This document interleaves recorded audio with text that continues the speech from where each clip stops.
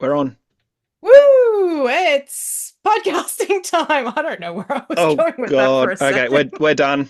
That's No, it. we're not. That's it. No, We're I'm over. It's sorry. finished. Let The me start whole again. the whole series, a year down the drain. Oh my Way to goodness. go. Welcome to We're Not Helpful, a podcast about books, recommendations, our thoughts and opinions on them. There we go. That's a proper intro. I'm Eloise. Joining me as always are Brayton and Julian. Hello. Hello.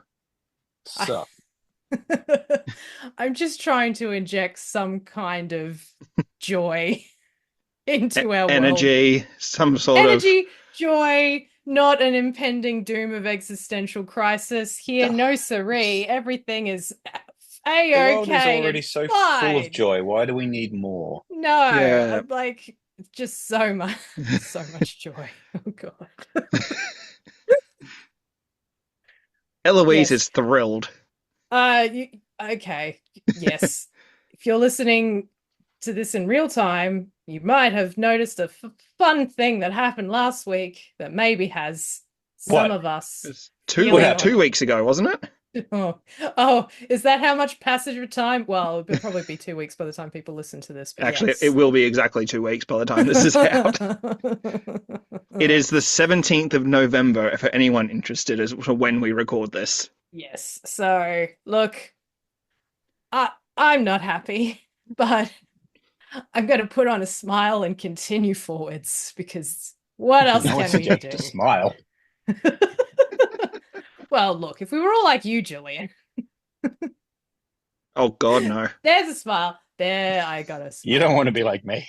No, It is coming up to his favorite time of the year, so of course he's smiling. It is. It's everyone. It's Julian's my favorite time birthday. of year. That's right, my birthday. Not your birthday. It's Brayton's birthday. It it is So very It's my soon. birthday in a couple of days. is it? Hang on. It Yes. is, yeah, it is. I remember that. Oh, that's right. Both of you are quite close together. Never mind. I'm a Yes. terrible friend. I Only figure the separated by most important years. person here is you. It's fine. Oh, I'm sorry. All right. Happy birthday to you both. I'm sorry I couldn't give you a better world for it. I don't Yeah, know what it's I'm all talking your about. fault. You should It be. really is. Something you did directly impacted It the world. clearly must be my fault. I keep being told to not take it like it's somehow I'm responsible, but how You voted for else? Kang, didn't you? I I voted for Kodos. Shall have Uh, you know. Not your fault then. No, okay. All right. We have a podcast to do. It's about Excellent. books. I think it's So I think it's going very well so far. excellent. It always goes so well right at the beginning Yes. like this. Yep. And How then how are downhill from we? there. So How are we? let's Well, here, how how about are this? we? How about this? Let's Okay. let's talk about. I want to talk about a few things that actually are bringing me some joy. Oh, excellent. Just Please do some do. random shout outs to some things. All right, good. First of all, Arcane season 2. I want to give a shout out. Yes. How I've only seen the first 4 episodes so far, but Eloise, have you've seen the first 4 at least? Yes, we've seen the first 5 episodes. Okay, so you're one ahead of me. Julian, how many have you seen? None. No, Perfect. of course, he's seen none. And I will direct this to Eloise. How Yes. amazing is it? I would say it is so amazing that if it doesn't win the Emmy for Best Animation again next year, I will burn things down. Did it Uh, win for the first season? it won something. It did win an Emmy for a particular sequence in season one, and it had something to do with yeah, Best Animation Sequence or something. I can't remember exactly what, Was it but the there was an Emmy sequence? involved. Was it the sequence with like the clock ticking and remember that one with the guy Oh, Echo on the skateboard? yes, it was Echo on the Was that skateboard. It it was was that that sequence? That sequence. sequence is Yes. amazing. That sequence is well, I will tell you that was it episode 4 or 5? I can't even remember now, where I texted you and It was said, episode 4, and yeah, ah, I watched the first one, and I watched that sequence and turned to my wife and went, yeah, Eloise was right. This is amazing. yeah, it is phenomenal. Like the way that the animation is set out, so many different styles, but also like you're actually flicking through a comic book, if that makes Yes. sense. Like just everything about this show, for the fact that it's based on No, a on League of role-playing Legends. League of Legends online game is insane that it is like one of the best things on television this year. I can't It sing its is. praises more. It's amazing because when the first season came out, it was in my periphery, and I'm like, oh, a League of Legends animated show. This is not going to be for me. I had never played the game. Mm. It's going to be, I expected it to be a bit of a cash grab, bit of a, admittedly like a half-assed thing. Like it was just there for the fans and then there to make money. And then I started hearing how good it is. And I kind of sat down with my wife and like, oh, let's check this out. I hear this is pretty good. And we watched the first episode and we're just like, so next episode? Like, yes, yes. And yeah, it turned out to be one of the best shows of the last few years. It's just like the animation is just sublime is how I describe Animation, it. It is sublime. the story is great. Story, The voice so acting is good. great. Voice acting amazing. The relationships of the characters, LGBT positive messages, Yep, hooray. yep.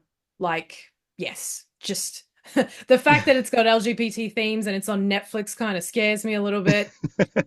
I'm very dirty about Dead Boy Detectives and Chaos being cancelled both after one season, but that's neither here nor there. That's a whole. We could talk about that for ages.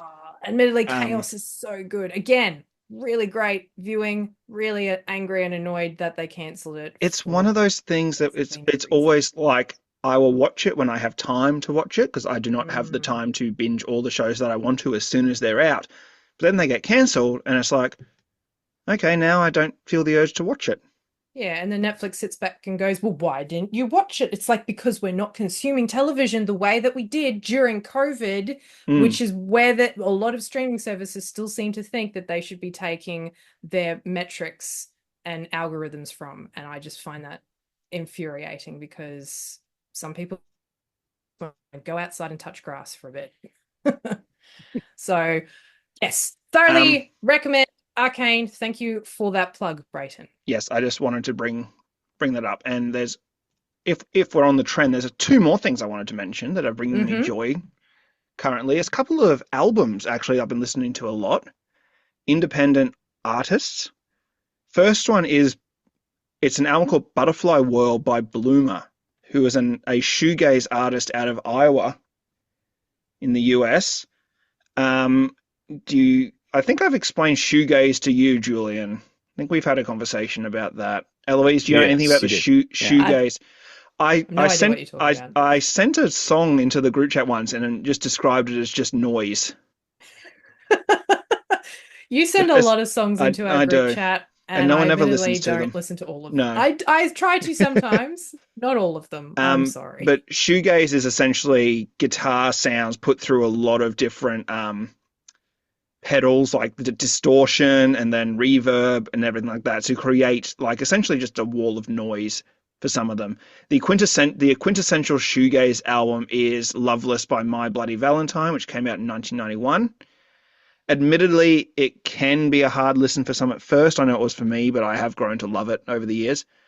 But this artist, Bloomer, is much more entry-level shoegaze. It's the same kind of tones and dreamy, ethereal vocals, but I've been really enjoying it. So that's, Bloomer, Butterfly World. I will link all these in the show notes. And the other one I've been listening to is a band called Dalton Deschain and the Traveling Show, who describe themselves. You can pick them sometimes. Look, I get random pop-ups on my YouTube recommendations. Sometimes I come across a banger. But they describe themselves as, let me check this out. Where is it? A pulp punk band from New York City that tells stories loudly. Get ready for a weird-ass tale about circus freaks, nuclear war, and demonic possession that you can sing along to. You know what? That is entirely up your alley. It 100% is. Actually, Eloise, I actually do think you'd get a real kick out of them too. Is it very much like in the theme of, let's say, Devil's Opera or Repo genetic I opera? wouldn't go that far. It's very much, I guess, like circus punk, if you could describe it like that.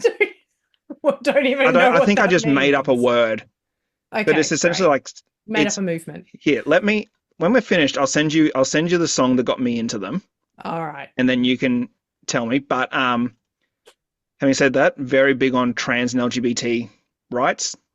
This band Excellent. is. There's actually a picture on their Instagram that's them performing with a big banner that says like something about like trans rights, something like that. So yeah, very, very active in that community and very positive, and their music just is cool.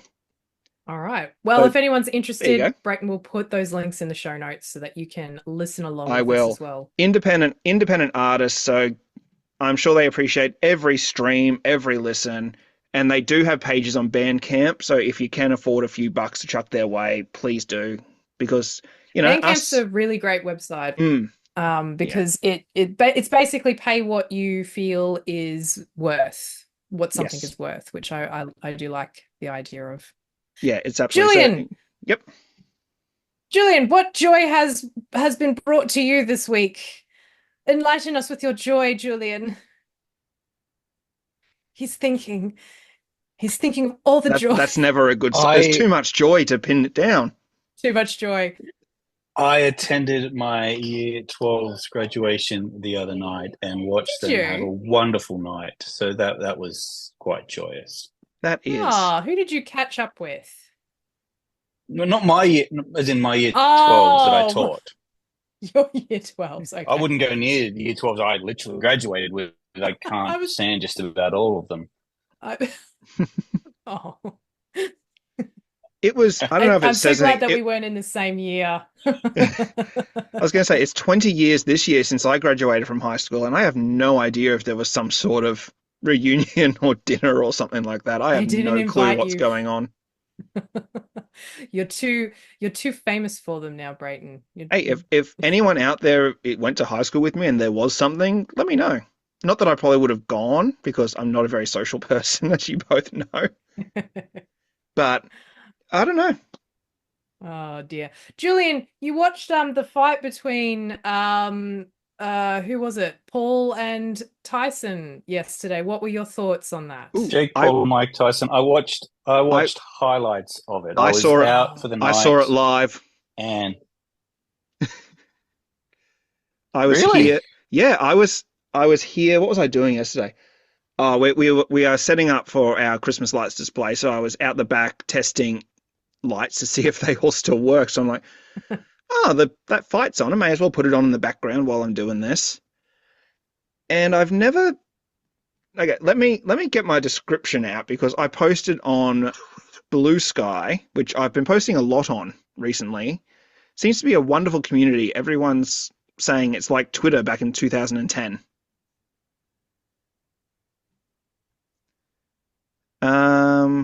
Where is it? So I posted my review of it. I said, here is my review of Jake Paul versus Mike Tyson fight as someone who has never watched a boxing match before. I was told there would be punching, yet there seemed to be a distinct lack of punching. Is there usually more punching involved? Oh my God, you're such a smart ass sometimes. No, I believe that sentiment is shared amongst quite a few people that there just was not enough punching. Fair, fair. Julian's nodding. I watched the highlights and there was one moment in the fight where Jake Paul took a swing at Tyson and he slipped under it.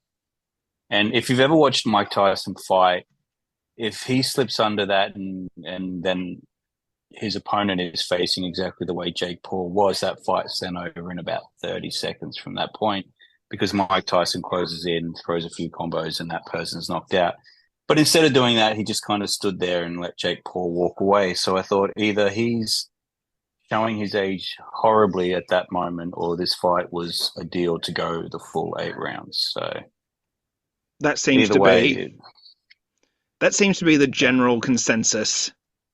there were 2 or 3 times during the course of the fight where if this fight wasn't a handshake deal in some way, shape, or form, Mike Tyson would have won it very quickly. Mm. I think I remember the So moment you were talking about, and I distinctly remember thinking like he had a clear shot for at least like some sort of uppercut follow through at that point, and he just didn't take it. he had a couple of those moments, but there was one very clear, and you can see it in a lot of his older fights that he actually sets his opponent up for that, Mm. and he didn't take it. So that was very disappointing. I have heard a lot of people online describe it as just boring. Like Mm, there was nothing exciting about it. not really. Well, that's a shame then. Mm. The biggest story seems to be how Netflix couldn't manage to keep the stream going without constant buffering. I Oh have heard God. that too. Yeah, that seems to be the biggest problem. I hear the undercard fights were quality though, especially the women's fight was apparently the fight of the night. Yes, Yeah. my husband was talking about the fact that there was a lot of really positive points about the women's fight that happened beforehand. So, hooray! Go women for punching each other. I don't know. I fully support women's rights to punch things. Sure. Mm. Definitely right now. Yes. All right. I Shall did, we? however, learn a fun fact the Mm. other night in that if you've ever seen the film Titanic, the bloke Oh, who I think that I missed that one. not everyone has, Mm. but the bloke who plays John Jacob Astor was actually as a child on a German war transport. All the water crashes through the dome in the end of Titanic where it's sinking. He said it's the most terrifying thing he's ever filmed in his life. Oh, wow. Hmm. Sorry, Julian, can you just repeat that? You cut out on my end. Yeah, you cut out on mine as well. I wasn't sure. Where Okay, did I good. cut You out Not at? just said me. You said the John Jacob Jingleheimer Smith. just start I don't from John recall saying Jacob. Jingle Hein. Okay, so the actor who played John Jacob Astor Yeah. That's the one. was on a German transport ship as a child that sank, killing 9,000 people. Oh, wow. And Oh. filming the scene in Titanic where the water all crashes through the dome, and John Jacob Astor is just standing there watching all that water pour in was the worst thing he'd ever had to film. Oh. Wow. As in, because like it brought back memories of what happened to him as a child, or was it worse than what happened to him as a child? A lot more water, believe it or not. Oh. Wow. Mm. Mm. Well, okay. He was like 4 or 5 when it happened on the German ship, so I don't think he remembers it Yeah, too but well. Ah, yeah. but still, that kind of stuff can leave like very deep trauma. Yes. Oh, yes. Mm. Yeah, you might not remember it Yes. specifically, but you suffer the trauma from it, unfortunately. Yeah. All right. Ah. Shall we get onto a listener email? Oh, yes, please. Yes, this is a good Yes. one. We're all going to feel pretty silly Oh, after I no. read this, but this is from Richie. Oh, hi, Richie. Please tell me it's because he's admonishing me over my Lord of the Rings knowledge or something. Actually, no. This is Lord of the Rings based, but it is for all of us. The subject is you missed the obvious. Oh. So he says, Hang on. Yep. Did we forget to tell the trivia fact about how Aragorn about how he broke his toe? I don't think we said it. Yeah, we must have glazed over. Mm. Anyway, Okay. he says, "Dear not helpful crew, as someone who isn't a huge fan of the Lord of the Rings, I still very much enjoyed the anniversary episode, and well done to Eloise on her extensive nerd knowledge. Thanks, Richie. With the segment about where the one fuck would go within the movies, I do feel you missed possibly the most important possibility. Clearly, the best place for the use of that word within context would be when Aragorn kicked the helmet and broke his toe in real life. You're welcome, He's Richie." not wrong. He's not wrong. It's It's so obvious looking back on it now. That is actually so kind of funny obvious that I we didn't think of it. say it. Yeah, none of us thought of it. We said that joke over and over again, Mm. but we didn't actually say that's where he would have said. And Did we yeah, not? no, we didn't. Wow, that really is terrible of us. Oh my It really is goodness. the most obvious place it could have been. Oh dear. Thank you, Richie, for pointing that Yes. out. We will endeavour to correct this error in the future when we inevitably bring up the fact that Viggo Mortensen broke his toe when he kicked the helmet. He did? Yeah, I he never did. heard that. Didn't I you know? know. It's Hmm. There you That go. push through the acting pain. All that right. man suffered so much for his art on that shoot. He did. We'll move on though. Yes, We'll move on. Brayton, you have brought an idea to the table tonight for our main part of the podcast. Would you like to explain it? absolutely. Well, given everything that's kind of happening in the news cycles at the moment, there's been some discourse No online. news at the moment. I don't know what you're talking about. Yes, I know. There's there's been some discussions online, and because I kind of run in those circles, especially in like the book talk community on TikTok, since I'm not going to sugarcoat it, since the election a couple of weeks ago, there's been an influx of people online essentially saying that if you voted for Donald Trump, unfollow me, don't comment on my things, don't watch my content, I don't want you in my space anymore. Mm-hmm. And then there has been some pushback from people going, well, who are you to say that? Shouldn't we have what's the word? Shouldn't we have respectful disagreements about things? And ultimately, you're a content creator that focuses around books. You shouldn't be talking about politics. So that's been the online discussion, and there has been some back and forth to and fro about whether or not certain content creators in certain spaces should remain apolitical, so to speak. So I think, considering it's very relevant to the current discourse around the world, I think, because let's face it, as much as we hate to admit it, but US politics do affect things worldwide. They are just that kind of a gigantic economic powerhouse that what happens over there will inevitably trickle down to everywhere else. I think it is an important conversation to have. And I don't think we need to get too political, but I think anyone listening to this podcast long enough kind of get a sense of where our political leanings are with, without a Oh yeah, we're all Trump supporters on this podcast. yes. I mean, I don't think You it would don't know be me. yeah, I don't think it would be of any surprise to anyone listening to say that we're all fairly much on the left side of things. Yes. Yeah. I do love how for the last year, though, Brayton, we've always been very adamant that, well, this isn't a political podcast. We're not going to talk about politics. And yet now, well, buckle in, everyone. Yes. I just think with the current stuff going on, things are going to start affecting things. And it's going Yes. to be impossible not to talk about it. And things and this is what I've seen kind of looking into this topic is that things don't happen in a vacuum. No. And it is becoming, especially in the online space, it is becoming increasingly difficult to remain neutral for certain things. We can look at the Gaza-Israel conflict, where it's gotten to a point that sometimes if you say something on one side or the other, there is a group of people that will chastise you for saying that. Mm. And then saying nothing, like being Yes. silent and not wanting to weigh into something that is incredibly difficult and complicated. And people will also try to equate that with violence as well, which I find personally, I find that very frustrating because Yes. I think sometimes people might be how do I word this?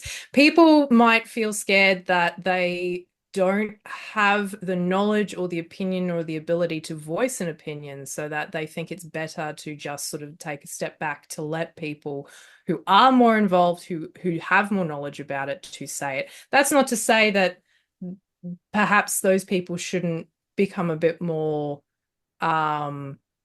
like go out and actually do research and try and work out what's going on and what's happening, and maybe make an opinion about that. But at the same time, it's just like maybe that's not what my space, what your online content is supposed to be about. And And funnily enough, like I've had a lot of arguments about that on Tumblr about the Good Omens thing, which I've already spoken about before, but it's just like, again, it's a good example to say if you want to be like a particular space to not talk about a particular thing, because sometimes there is so much going on in the world and people just need to go somewhere to like breathe and take a moment to not think about that stuff, then you need that safe space. And for other people to then jump in and say, why aren't you talking about this? And why, like, not saying anything is as bad as not supporting or being supportive of the bad people. It's like, well, that's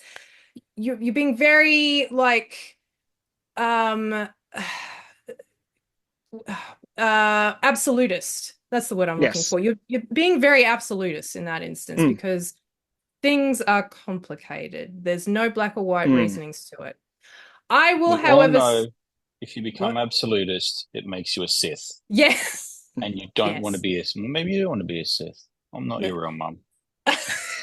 Maybe I do want to be a Sith. They Only a have Sith cooler deal in absolutes. lightsabers, which is in itself an absolute. So your They probably have a argument better is health plan. void.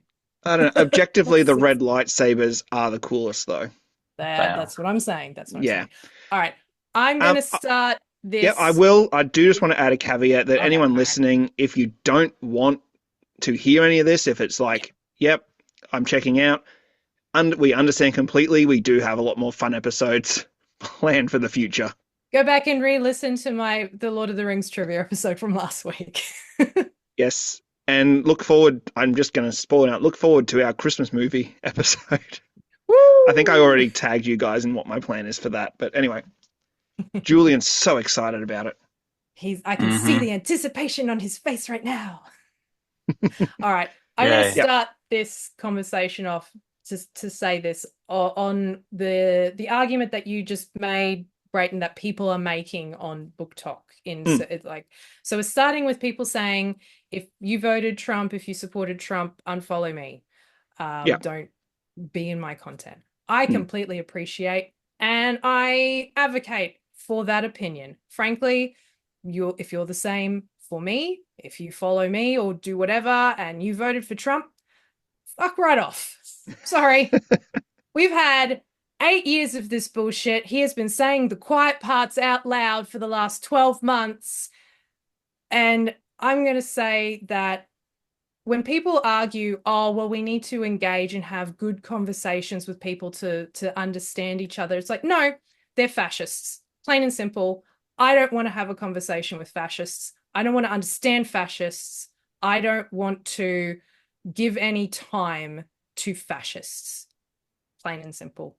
That's it. That's me. I'm out of here. Bye-bye. Oh, she actually logged off. That would have been the best mic drop. Just you'd leave the meeting, just done. And then you guys just talk about how. Then we can talk about horror movies for the next half hour. Yeah, good plan. So look, I don't want to get over emotional because I have been quite emotional this week. I know I was joking a little bit at the beginning, but to be brutally honest, when that decision came down on the Thursday here in Australia after that election, I cried for 35 straight hours. And it's not just because it's the idea of Trump getting back in. It is the ramifications and the consequences of what that means for the world. It's not just, oh, it's in America, we don't have to worry about America. It's Project 2025, which is going to fuck America up quite a lot. We're talking about women's rights being stripped, LGBTQIA plus rights being stripped, immigrant rights being stripped, people of color's rights being stripped. Like everyone who doesn't look and act and like Trump will just have all of their rights taken away from them. But it's also, and I don't want people to think that I'm catastrophizing, but it is the fear of things like the climate crisis will never be solved now.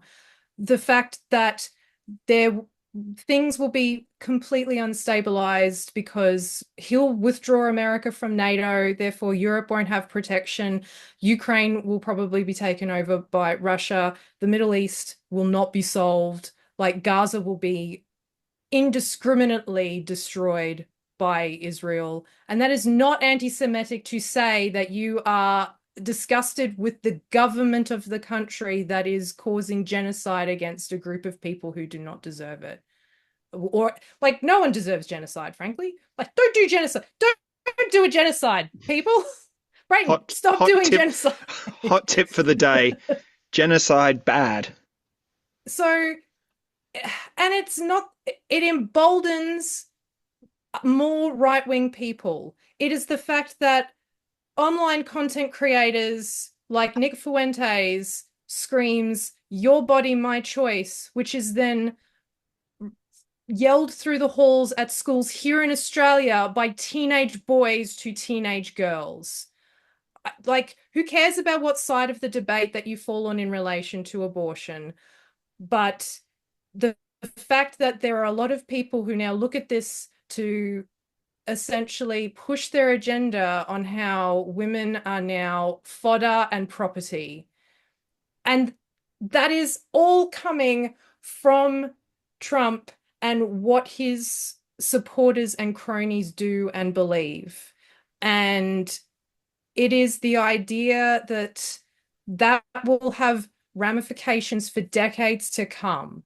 It is not just, oh, well, he'll finally be gone in 4 years. Yeah, okay, sure, if he doesn't make himself a king dictator for the rest of his life, like, I don't want to just focus on it being him, because it's not just about him. It's about all the other people that he's putting in place now that will cause havoc and grief. And I grieve for the people who will be affected. And for someone to say, oh, well, we all just need to take a step back and stay calm and let's have a moderate discourse. It's like, that might have been fine 8 years ago. And even then it wasn't fine, because we all knew what would happen. We all saw it. We all saw him try to overthrow the government back in 2020, or 2021 rather. Like, I don't understand how people can still say, oh, well, let's just come together and be bipartisan, because that horse has bolted from the gate long ago. And the fact that anyone still thinks that we have the chance to have, you know, a proper discourse, I think you're being delusional. So, you know, if that gets me cancelled, I don't know.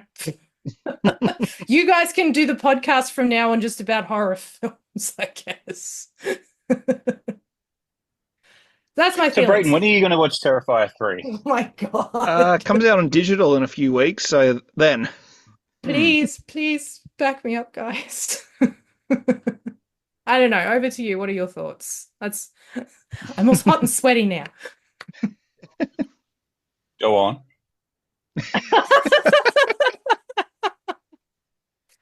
And you know what? He can do that because we've been friends for almost 20 years and we have a rapport, and that's fine. But no one else is allowed to do that. Yeah, I think you guys have been years. It's probably been longer. You guys have been friends longer than I guess I've been friends with either of you. So I don't have that rapport yet. Not yet. No. We're barely acquaintances. Brayton's only allowed to throw out the sexist jokes to Eloise. He can't do the sexual ones yet. Yeah. Eventually, I think 2 more stamps on my loyalty card and I get it. You get 1 free after that. Yeah. There we go. Great. Okay. I feel like this has completely like destroyed everything I've just had an argument.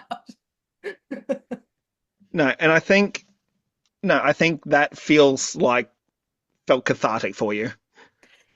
Yeah, it did. I've been very angry. And you know what? I have a microphone, so you will listen to every goddamn thing I have to say. I'm a big fan of The Wedding Singer. Anyway. Fair enough. But I think, yep, Julian, you go. I was going to say this idea of having a respectful discourse with people who are only saying that now that their side has won. It almost feels like the schoolyard version of nah, nah, nah, nah, nah, in a way.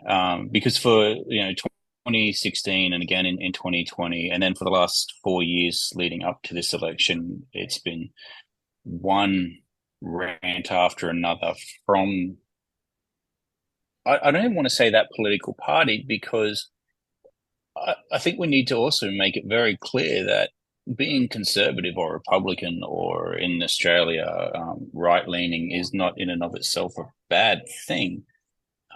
Conservatism is just a measure of politics that carefully weighs certain options economically and socially before making certain decisions. And that's true conservative Republican. It used to be, we're working towards the same goal, we just have different ways of getting there. Yes, they were a lot more cautious in their movements forward.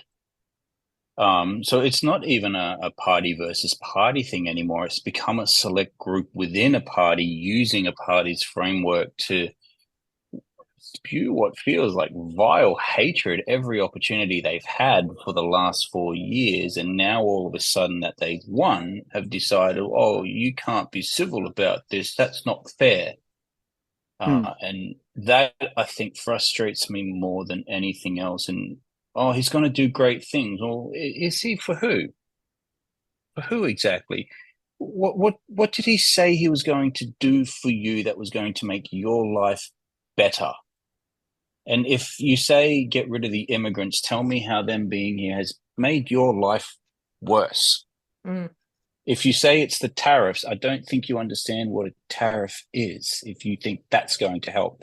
If you say he's going to ban abortion, tell me how your life in particular, your specific life, is affected by abortion. You tell me that. And then maybe we can have a civil conversation about it. But if you can't tell me how your life in particular is made better by this person coming to power, then there's no civil conversation to be had when you spent the last 4 years telling me to go and eat shit and you hope that we all die because we're baby killers. I've never killed a baby in my life. Why would you call me that? So, that's my take on the matter. When you can tell me how you personally stand to gain from this, and if it's stripping back of LGBT, etc. rights and abortion and trans rights and these rights and those rights, and if that's how you personally gain from this, then you don't deserve my time, because that is, whether you're a conservative or a liberal or you believe this, that, or the other, I don't care what God you believe in, or no God for that matter. If you personally gain from people losing their rights, you're a bad person. And I can't be any clearer about it. You are a bad person if that's all you gain, the loss of someone else's rights. And so, no, we can't have a civil conversation about that. Sorry. And it's not good. Like, even I understand why people were very reluctant to vote for the Democrats as well, because, and America is annoying in the fact that it is a two-party system. Like, it's very different to Australia, where we have different voting abilities in that. How do we describe it here? Oh my God. We have preferential voting. Yeah, preferential, that's the word. For anyone overseas that doesn't know, we have preferential voting, and vote if you're a registered voter, then voting is compulsory. You get fined if you don't, which I have heard the discourse online that essentially any quote-unquote free country has the right to vote or the right to abstain from voting. So apparently Australia is a dystopian hellscape because we have compulsory voting. We have the right to abstain. It just means that we get fined if we do it, and it's really not that much money. But some people will take that. Yeah. And that's fine. And the thing people forget is that you still have the right not to vote. You just have to get your name ticked off a roll. You can walk straight out without filling out your ballot paper if you want. Exactly right. It's the inconvenience of lining up, getting a $2 sausage on a bun. Democracy sausage. And then drawing a penis on your ballot paper and walking away. Yep. Actually, the funniest story I ever heard, I think it came from England or Scotland, where they might have a similar preferential vote. I'm not sure. But some apparently, and this is apocryphal, may or not be true, but there was a paper that came in that had, let's say, 6 candidates, and on 5 of them, they listed wank next to them. And on one, it said not wank. Not wank. And that ballot counted because it gave a clear preference. Excellent. I like that. Like, if it's true, then they're doing it right over Yes. there. But Um, like, I understand yeah. why people were upset with wanting to vote for the Democrats, especially more left-leaning people, because the fact that they were upset over the policies in relation to Israel versus Gaza. They didn't like the fact that America is still arming Israel. Fair, fair call.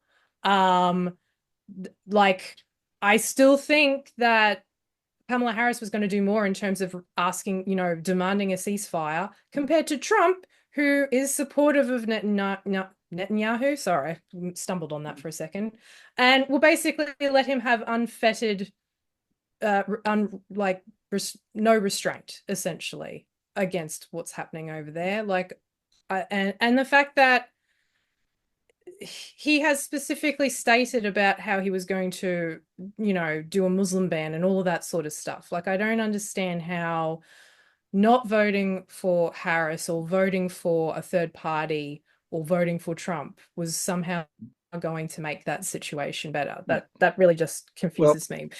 And it's also like other things as well, where, I mean, especially now after the election, we have seen a lot of Democrats throw LGBT people under the bus once again, because of course you would scapegoat, the most marginalized group of people that really didn't have any sway over anything. But like, you have politicians going out on news programs going, I don't like seeing boys in girls' sports. It's like, that's not how it works.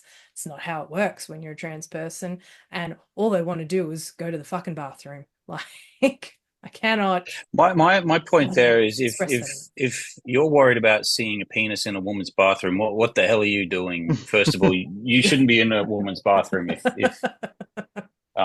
you're worried about that, sir. Second of all, are you walking into the stalls and checking? Because I feel like that's more of a problem than the penis in the bathroom. If now, you're walking into a woman's bathroom stall and checking their genitals, that's you should probably take care of that issue first. You don't now, have and the genital checking kernel in your bathrooms? Oh no. I feel I very don't know about you, Julian, but as two cis guys, like, I try to avoid trying to see anyone's genitals when I go to the bathroom. That's quite the unwritten rule of a men's bathroom where you don't look around. If there are three urinals and the two on either end are taken, you wait You for one use of the them to stall or finish. you wait. Yeah. Yeah, Um, you don't stand we don't. between them. No. So it talks about a preoccupation with penises if that's what you're doing, and once again, you might want to seek help about going into Yes. girls' bathroom stalls and checking. yes. So if I can just bring it back, because I think there's a good point that brought up, which linked into what the discourse I've seen online around the book talk Sorry, we got thing. off the point there, We didn't did, we? We yes. did. We just So yelled. I'm keeping us I on yelled track. about the election a lot. Sorry. It's all right. But no, it's relevant because it's this whole thing about having a civil discourse and having discussions and debates about things, which I think debate is very healthy. I think you can have great debates. I think online debating, in my experience, is not very helpful because, one, you don't know if you're actually talking to a real person or some sort of bot. Mm-hmm. And also by the fact of you can be in completely different time zones where you can post a comment when your emotions are heightened, and then 8 hours later, someone replies, and then you're like, I don't care about this anymore. Yes. And it's like, It's well, funny because nothing was solved. a few years ago was the height of your fancy was to have arguments Yes, online. I have gone through my online debate phase, and I'm now You've out grown of as a it. person. Yes, You because I also did real it because you liked to rile people up as well. oh yeah, that was definitely a part of it then. Now I just do it to you guys. Yeah, you Mm. do. But I guess the point I'm trying to make is that there are topics where you can have a civil disagreement about things. Absolutely. For example, you could say, I think this book or this movie is the best one ever, and I disagree. You can have a discussion, why not, blah, blah, blah, blah. And that's healthy. Absolutely. Having a debate about something so silly like the earth is flat, is the earth flat or is the earth round? Like, objectively, if you think the earth is flat, you are wrong. Mm. And platforming that on, and I've seen it online so many times, where they will have whole YouTube channels around these kind of debates, and it is literally there was one that was like the topic was, were dragons real? And there was literally someone arguing about the fact that dragons, as in fire-breathing winged reptiles, were real, and someone was arguing against it. And it's like someone that thinks dragons were real should not have a platform to should not have a platform to be able to express that opinion, which is objectively wrong. As far as we know, if evidence comes out that dragons were real, that's awesome. I was here about for to say, it. there's no evidence yet. We haven't found evidence yet. Yes. If we find evidence that dragons are real, I am here for it. I am so excited about that. Oh, yeah. I would lose my mind. Oh, that would be amazing. I'd be so happy. But until that day, dragons are not real. unfortunately, dragons are awesome. But yeah, so someone platforming the idea the Earth is flat, which is an objectively wrong opinion to have, lends credibility to it. Yes. And is that what we want? No. And so, yeah, that's what I think too. And so to bring it back to the discourse I've seen on Book Talk, where people are going, I don't think you just need to focus on books because politics isn't your focus. And then the comments I've seen are going, hold on, books are not written in a vacuum. Books are written to have an opinion one way or another. And as we've discussed, whether the author is conscious of it or not, that is going to bleed through. You have explicit examples like The Handmaid's Tale, even The Hunger Games, The Dead Zone. Yep, even the one I'm surprised at, which is very true. Yeah, they're all the obvious examples. Fahrenheit 451. Yeah, Brave New World. They're all the very obvious examples of like it's a dystopian government and it's about the people resisting to push back on it. There are also books that are much more subtle, but then someone online pointed out a very good thing that even if you write a book that is overtly apolitical and not just specifically talking about politics, that's still a political choice. Yes. So it is actually impossible, I think, in this space to get away from politics when you are a essentially creative person. It's literally impossible because you're writing in that environment, and that environment is going to influence you one way or the other. Yeah. I'll bring it back to what you had mentioned earlier as well, Brayton, when you said that, about people responding to those creators who are saying, don't follow me if you follow Trump. Like I'm not on TikTok and I don't know about Book Talks. So I would assume that Book Talk is about talking about books. Yes. So I can understand where people are coming from in terms of perhaps they're going there to get away from politics. And maybe they only follow certain books and themes and genres that are not explicitly about politics. So perhaps it's very that's hard. Why they want to they want to stay away from that kind of thing. And this is what we talked about before in terms of safe spaces, that sometimes they just want to go to a place that is a safe space to get away from those thoughts because maybe they've immersed themselves in that. Sorry, but while I've got this thought, my first thought was there's channels that just talk about like the quote unquote smut books. I'm talking like your Twilights, your Fourth Wing is the big one. But then I thought even Fourth Wing, which is a book about dragons, which may or may not really exist. And it's I say they do. Yeah, fair enough. Even that book, a huge theme in definitely the second half of the first book and all through the second one, is a government that is covering up a conspiracy. So even in your smutty dragon books, you cannot escape politics. Yeah. But also as well, when people give the argument saying, you're an author, stick to authoring and stay out of politics, like that is such a silly thing to say. It's the same argument about when, actors or musicians make a stand on on social media and people say, stay in your lane and get out of politics. It's just like you just voted for a Mm. reality TV star twice to be your president. Like, but also it's like saying just because you're an actor or a singer or whatever somehow means that you can't talk about politics or you don't have the intelligence to understand geopolitical discussions. Like, it's so It's stupid to say you can't be part of this conversation because you're not a politician mm, or something. it's still the funniest thing of the Conservatives realizing Rage Against the Machine were left leaning. Yeah. And they're like, I'm never going to listen to this band again.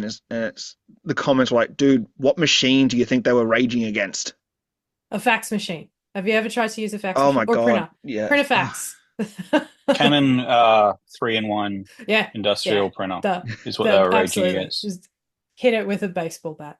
Yep. So I would say then, do you think that there is an appropriate time and place? For example, when Leo won the Oscar a couple of years back for The Revenant, he used his minute to talk about climate change.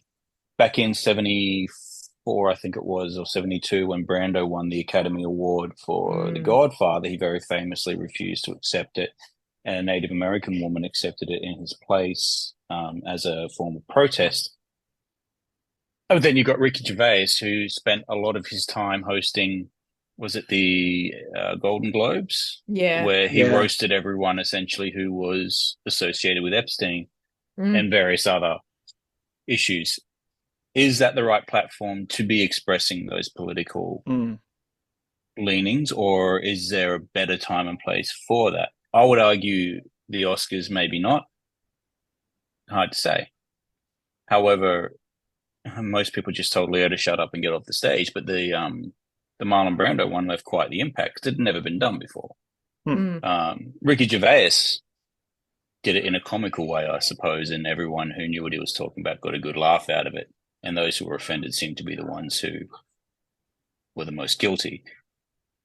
Is there a time and place? Like, King doesn't really express it in his books so much. He does it on Twitter. Well, he did do it on Twitter a lot. He's now left Twitter.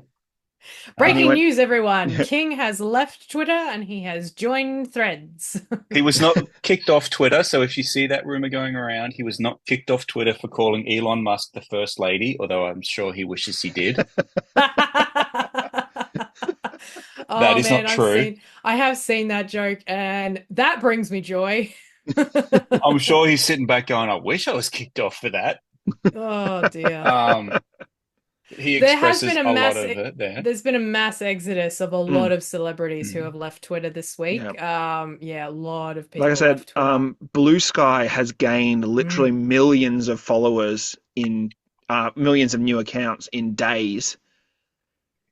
And we are on Bluesky, and I'm posting there quite a bit. So I've been meaning to get on Bluesky actually, because a lot of my Tumblr followers are now on Bluesky, and a bunch of people from Good Omens, including Michael Sheen, is on Bluesky. I'm like, hooray! Yes. I wish to go and interact with him. It is actually very so far. It is a very lovely community. There's no ads, so there's none of that kind of stuff. And there's people on there actually saying like, I'm willing to pay a fee, like per month or per year, whatever, in order to keep it like this. Like, apparently it's got really good like features that you can follow people in bulk if someone else follows them, but also you can block a whole bunch of people. There's bulk. A thing where there's people that can make like pre-made essentially groups of accounts, and there is an option to block the entire group. That's what I like. So that's a really good feature. So if you don't want to, if there's people on there and you don't want to see certain topics or whatever like that, you can just block the entire group and you won't see it. Everyone on BookTok can move over to Bluesky, I suppose. I am on Booksky, as it's called. I'm in the group on that. So you might see us posting there. It's a mixture of just random thoughts, like my Jake and Mike Tyson fight review. I'll be also going back through content. Yep, and posting clips from previous episodes, as well as just random things like I posted a link to that Dalton I can never say his last name, Dalton Destain song that I'm listening to on repeat. I tagged him in it, and he actually replied and said, "Thank you for the shout out." Wow. And I said, "Thank Interactions with you." celebrities. Yes, the guy that gets, I think it was roughly 10,000 plays on Spotify a month. So actually Woohoo. quite small in the grand scheme of it, but he makes good music. I like it. So, bringing back things Yes. to book talk specifically, Yes. because I like you sent us an article to have a read of, Mm. and I was curious about things in relation to people being like red listed because of I don't know, various rumors that they either were supportive of Trump or they are supportive of Trump or they weren't, but people were saying that they were to try and get them red listed, which essentially means people block them, I suppose. Like, what are your thoughts on what's sort of going on there exactly? Yeah, it's essentially a big thing of going, oh, it's almost like, for lack of a better word, a cancellation. Hmm. I don't like using that word willy-nilly, but it's essentially going, okay, this creator is supportive of Democrats, this creator is supportive of Republicans.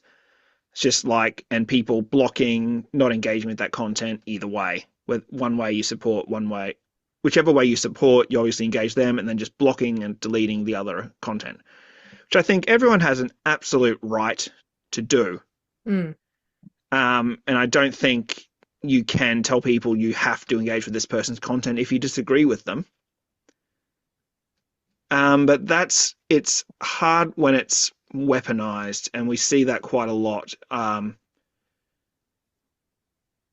Essentially, there's so many examples on TikTok where someone will post a video and someone will disagree with it, and then it just becomes like a dog pile on this one person, and eventually they shut down the account, and then the crowd mentality moves on to the next victim. Hmm. And we don't I'm want not quite that. sure exactly what that achieves in the end, really. It doesn't achieve much, and again, it's the same thing like online debating, and you see it on TikTok where it's back and forth videos, one to another. I think, Julian, you see that a lot with Dan McClellan's stuff, who is also, he's Yeah. usually very respectful and quite frankly says, do not go onto this other Do not person's harass this page. person. Yeah. Yeah, and that's a very oftentimes respectful disagreement. Like, there's very few times when I've actually seen him get upset with someone expounding a view.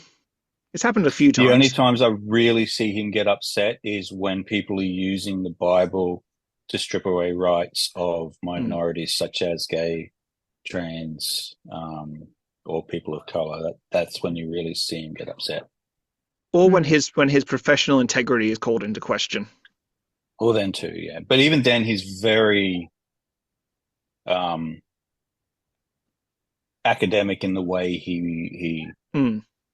reiterates or how he comes back at someone about that. He's never mean about Yeah. it, I suppose.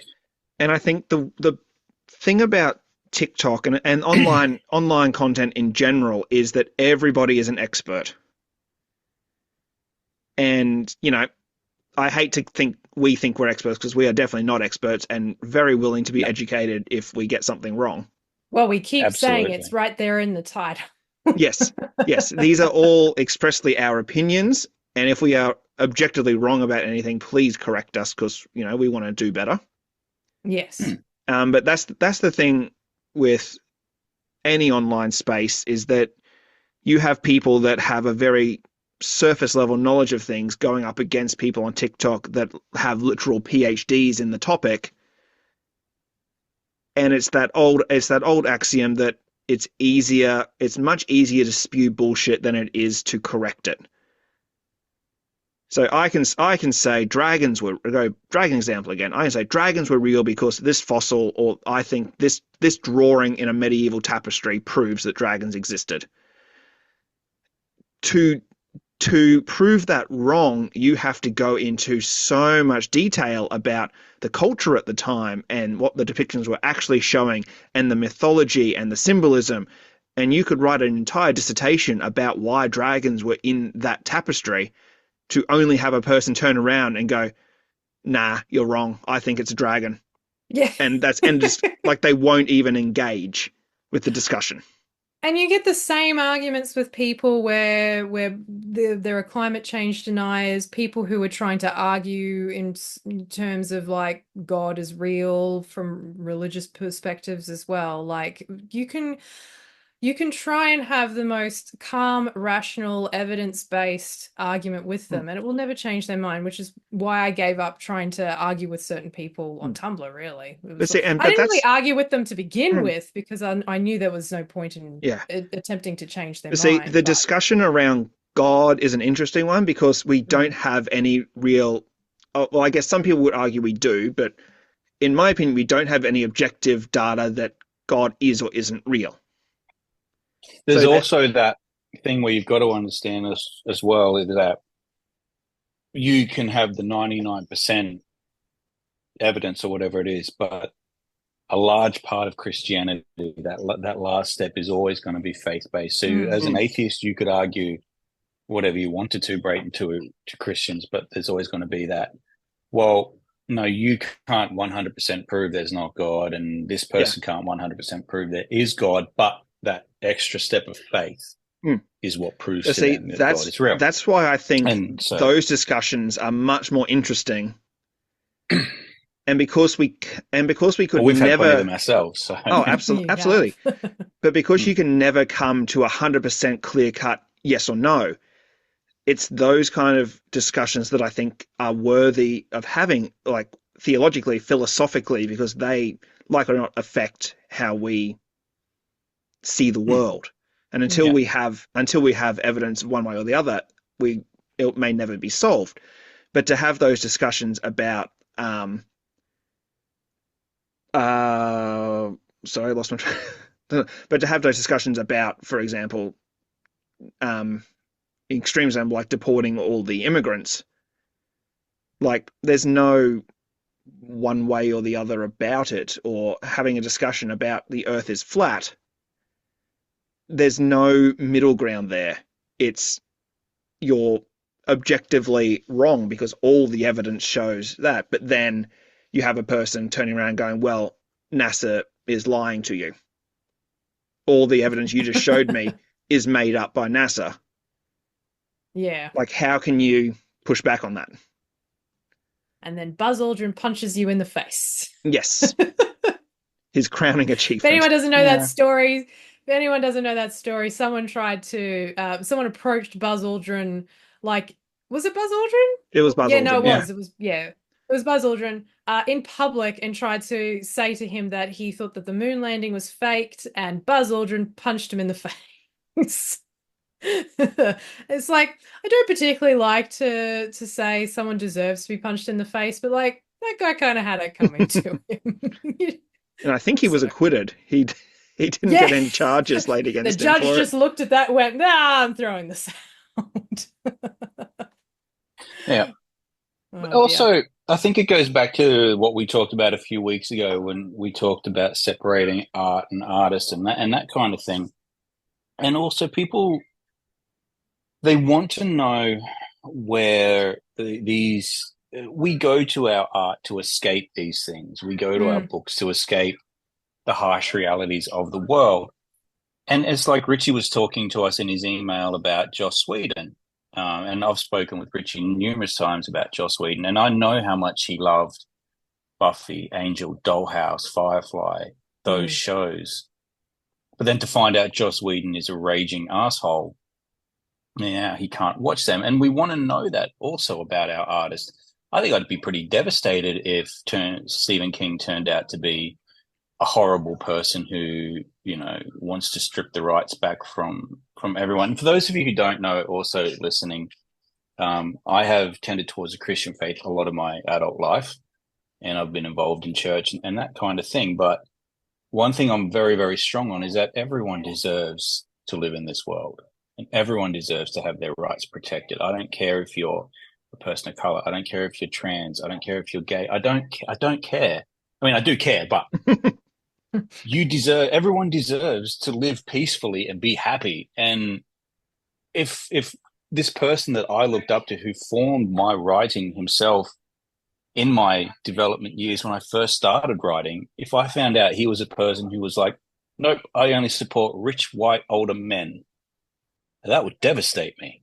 Mm. And I'd have to find someone else who I look up to, because rightly or wrongly, we do look up to these guys in certain ways. We look up to them because they've formed such an integral part of who we are, what we do in our time. So I think we want to know, is this a person that we should continue to follow, continue to support? And if you're saying, unfollow me, I think that's fair enough. They're allowed to do that. I mean, there was, I think I told you guys, one of the YouTubers I really enjoy watching recently made a video supporting Kamala Harris. And a few people screamed about how he shouldn't be making that. And I think he lost all of 50 subscribers out of his couple of million. So he wasn't really hurt by that. Stephen King, I think, lost a few fans when he came out against Stephanie Meyer saying she was a horrible writer. He's not wrong. So somehow I think his career will survive. Oh, but what if that one extra person was like really going to make him make it? But I can almost guarantee you, if you sent a strongly worded letter to him saying how much of a dick he is for being so democratic, he's not going to care at all. The chances are he's never going to read that letter anyway. No, he won't. Your tears fuel him. He's too busy pumping out 5 books a year to read stuff like that. Yeah. He doesn't have time to read anything else. So if you're saying stay in your corner, you're just an artist or whatever, stay in your corner, you're just a writer, there's a right time and a wrong. If you're saying that just because, I'll use Stephen King, because he supported Kamala instead of Trump, you're just a sore fucking winner. And that's all there is to it. And isn't that worse than being a sore loser? Yeah. Well, they say you learn more in defeat than you do in victory, but I think you learn more in victory than you do in defeat.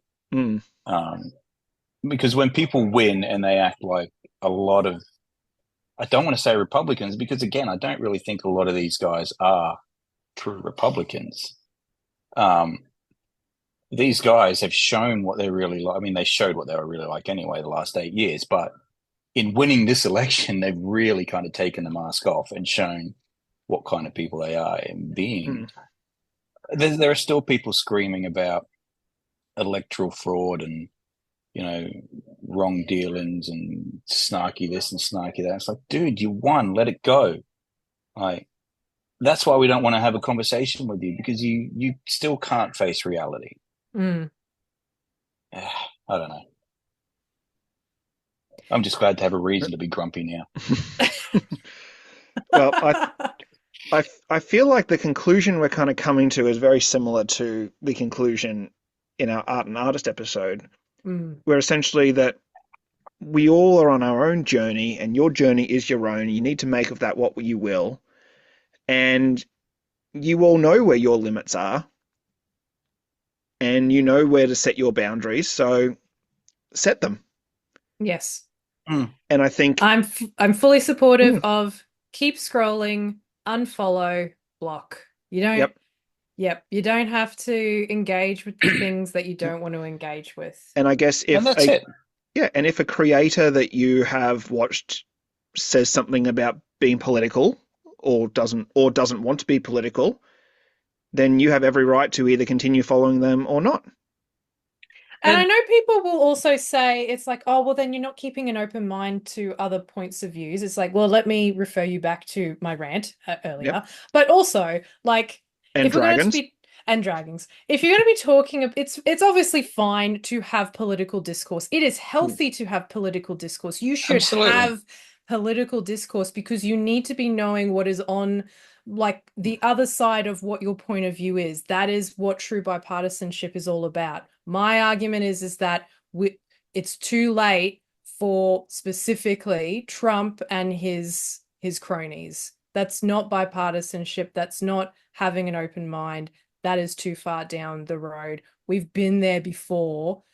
And I'm scared about going back there again. That's separate. But like, have a conversation in Australia. Let's say you're a Labor supporter, have a conversation with an LNP supporter and see where your ideologies actually do align and why other ideologies don't align, because it is important to still have that discourse. We can have a conversation about what's the better form of vehicle moving forward, electric or hydrogen. We can have a conversation about what constitutes clean energy. We can have discourse over economic decisions. We can have discourse over a whole host of different political things. We can't have discourse when one person is saying that this race, this gender, this sexuality does not deserve to live. Absolutely. That's not a question. That's not something. And if an artist is vocal about one of those things, like Zachary Levi, I used to love him. I used to watch Chuck all the time. It's one of my favorite shows. And he's saying all this stuff lately about transgender and about Trump and this and that and the other. That's his right if he wants to voice that. He's an actor. He's got a platform. He can voice that. I'm just not going to watch his stuff anymore. I'm not going to engage in conversation about it. So if you're telling someone not to, we're voicing our own opinions here. So I think for us to say that it's wrong for an artist to vocalize their opinions, well we all do it. If some of us actually have a platform to do it from. But there's no law saying that if you disagree, you have to listen as well. Exactly right. Well said. I'd go further and to say, please stop being a fascist and saying fascist things. Just stop that. Just stop it now. The world went through this not even 100 years ago. Yeah. We don't need to revisit it. We really don't. There is a great line in a song by one of my favorite artists, Frank Turner. He wrote a song. It was during the first Trump administration. It's called 1933. That song is called. And it's essentially summing up. Essentially, it's all about, we've been through this before. What the fuck? And one of the lines in there that I love is, don't go mistaking your house burning down for the dawn. And I think that sums it up very nicely. Very nice. All right. I know this has been a particularly heavy episode, everyone. So if you have gotten this far and you're still with us, thank you very much for listening. Do we want to talk about something else that brings us joy? I have doubled down on the amount of Good Omens smutty fan fiction to be reading in the last week. I'm reading it all before Project 2025 takes away AO3. There you go. I'm eating a chocolate cookie. I don't believe that would actually happen, but still. What's one more thing? Oh, Julian, I watched the first 2 episodes of the Creep Tapes on Shudder. Today they're releasing episodes 1 or 2 at a time. How were they? It was quite good. You haven't seen the first 2 Creep movies. Eloise, I know you're a fan of them. They are actually very good. They are very good. And my feelings on horror films. As I described to you, Julian, it's just an hour and a half of constant tension and dread because you're like, this guy is unhinged and I don't know exactly when he's going to snap, but I know he's going to. Sounds fantastic. They are both so unsettling, but not to the point. And was it you who was telling me about the Chucky documentary on Shudder? Yeah, Eloise, you'll appreciate this. You know the Chucky, the horror movies like Child's Play. Yes. There is I think it's nearly 5-hour long documentary on Shudder about the making of those movies. Is Brad Dourif in it? Yes, he is. Okay. I like him. Brad Dourif retired from acting except to do Chucky. I think he said that. He played Grima Wormtongue in Lord of the Rings. He also played the Doctor in Deadwood. He did very well. Yeah, if you haven't seen Deadwood, it is, I think, one of the shows that has the most swearing of any show. Yeah, it's got Ian McShane, Sweary McSwearface. Ian McShane, Timothy Olyphant. I have heard. Have you seen all of it, Julian? The 2 seasons. I didn't watch the movie. There's 3 seasons, and the movie. Oh, it's 2 seasons. No, 3 seasons and a movie. Oh, then I'm missing out. You are missing. Oh yeah, you're missing out. The movie is well worth watching as well. Good. Um, but someone described it on, I think it was Reddit once, that said it's the closest thing we've had to modern day Shakespeare. Mm. Yeah, it's quite. Just Yeah. it's just the dialogue is just beautiful in a weird way. And littered with swear It words. is Oh, it yes. is littered with swear words. But the thing is, by the second or third episode, you forget it's there. It just You becomes tune it part. out. Yeah, it just becomes part of the language of the show. Not Mm. that I have anything against swear words, otherwise I wouldn't Oh no, say so many of them all the time. yeah. So if you're into horror, the creep tapes on Shudder are quite good. You don't need to have seen the movies to watch them. Like it's not like a continuation of the story. It's just got the same main actor. And Deadwood as well. Highly recommend that show. Mm. I also see, and I want to say Annabelle, but that's not the name of it because that was the doll movie. Mm. The movie about the little girl Oh yeah, who that gets narrows it down. kidnapped. Gets kidnapped, turns out to be a vampire. Abigail. Abigail, thank you, has just dropped on Netflix, so I'm very much looking forward to seeing that. Oh, Ooh. I watched that when it came out on digital. Mm. That's well worth a watch. I've heard that from a few sources. Just for Dan Stevens, who left Downton Abbey to pursue a movie career, and my first thought was, oh, dude, you stuffed up because you left a popular show. But nah, he's doing well. He does the voice of Corvo now on Solar Opposites, which if you haven't seen Solar Opposites, it is so funny. And it addresses the fact that Justin Roiland getting fired in the most hilarious way with Dan Stevens and coming in and doing the voice instead. It was the voice it's on changer Disney Ray or Plus. something, and then he's just like, no, I like it better this Yeah, way. he gets something stabbed in his neck, and then they use the voice changer array. He's like, "Oh no, I'm going to sound like this from now on." Ha ha!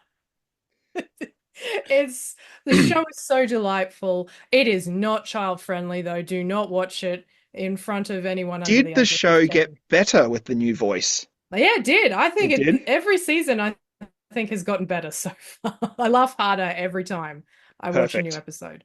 So And there we I'll go. put a shout out to Hell House LLC, Oh, yes. that series.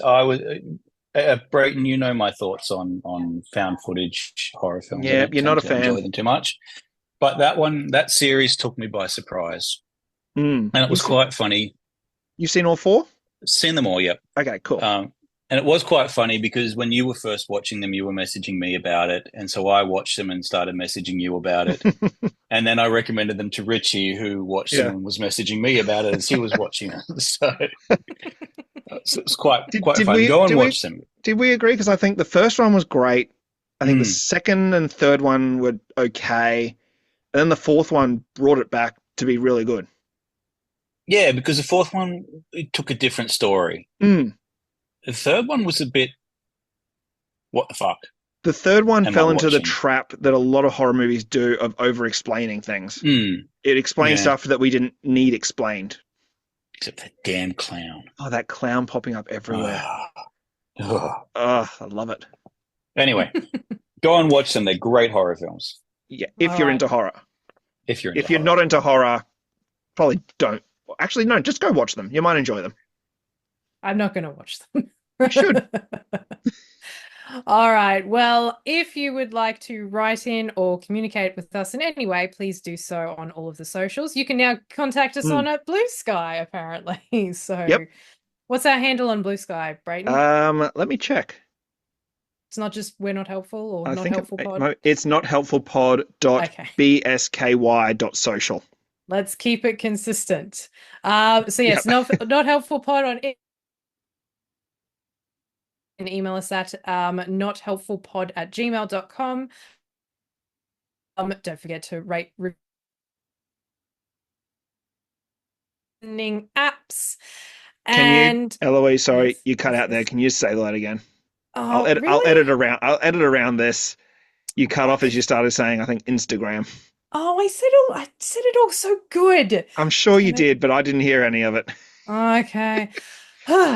You can follow us on Instagram at I'll probably just nothelpfulpod. keep all this in. Of course you will. Good. We're not helpful on Facebook, not helpful at no, hang on. Not helpful pod at this is I got it right. I swear It's to God. it's all in the show notes. Yeah, Don't worry about it. You know what? If you're not listening now, just go back and listen to the last time I did all of that stuff. Right, review and subscribe. Damn it! You broke her, Brayton. Congratulations, you finally Look, did it. to be fair, I was already broken. That's been the plan this whole time. We can finally put this charade to rest. I haven't uploaded any episodes. This is all just a charade to break hate you. so much sometimes. I don't. I love you. You know I do. I know. All right. Thank you very much for listening, everyone, and we will catch you again in 2 weeks. Bye-bye. Bye.